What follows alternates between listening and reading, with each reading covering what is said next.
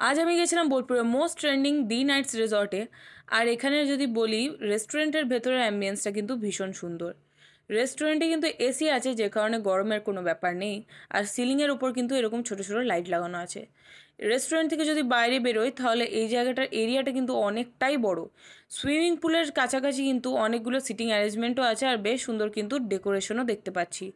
তাছাড়া যদি আরেকটু এগিয়ে যাওয়া যায়, তাহলে রিসর্টের চারিদিকে কিন্তু অনেক সিটিং অ্যারেঞ্জমেন্ট আছে, যেখানে বসে টাইম স্পেন্ডও করা যাবে, ইনফ্যাক্ট ছবিও তোলা যাবে। তাছাড়া রিসর্টের মধ্যে একটা ছোট্ট গণেশের মন্দিরও আছে, যেটা দেখে আমার ভীষণ ভালো লাগলো।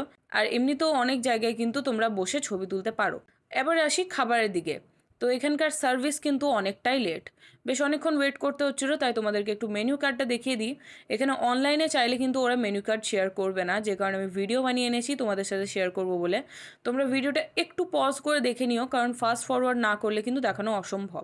ফার্স্টেই আমরা খেয়েছিলাম ফিশ ফিঙ্গার, যেটা বাসা মাছের ছিল। আমার মতে 250 টাকার মধ্যে কিন্তু ভেটকি দেওয়া যেত, বাট টেস্টফুল ছিল যথেষ্ট। তারপর যদি বলি চিকেন বিরিয়ানির কথা, তো এটার প্রাইস ছিল 250 টাকা। তবে খেতে কিন্তু মোটামুটি ফ্লেভারফুল ভালোই ছিল, খারাপ আমি একদমই বলবো না। বাট এটার মধ্যে নুন অনেকটা পরিমাণ কম ছিল, ইনফ্যাক্ট আলুটার মধ্যেও নুনটা কিন্তু কম ছিল। তারপর চিকেন অর্ডার দেওয়া হয়েছিল, আর তার সাথে ছিল কিন্তু বাটার নান। বাটার নান আমি খুব একটা খাই না, বাট এইবারের বাটার নানটা খেয়ে কিন্তু আমার সত্যিই খুব ভালো লেগেছে, খুব টেস্টি ছিল। তবে চিকেনটার মধ্যে তেল যেহেতু বেশি ছিল, ফ্লেভারফুল হলেও বাচ্চাদের কিন্তু একদমই দেওয়া যাবে না। বাই দ্য ওয়ে, আমি দি নাইটসকে 7 আউট অফ 10 রেটিং দিতে চাই।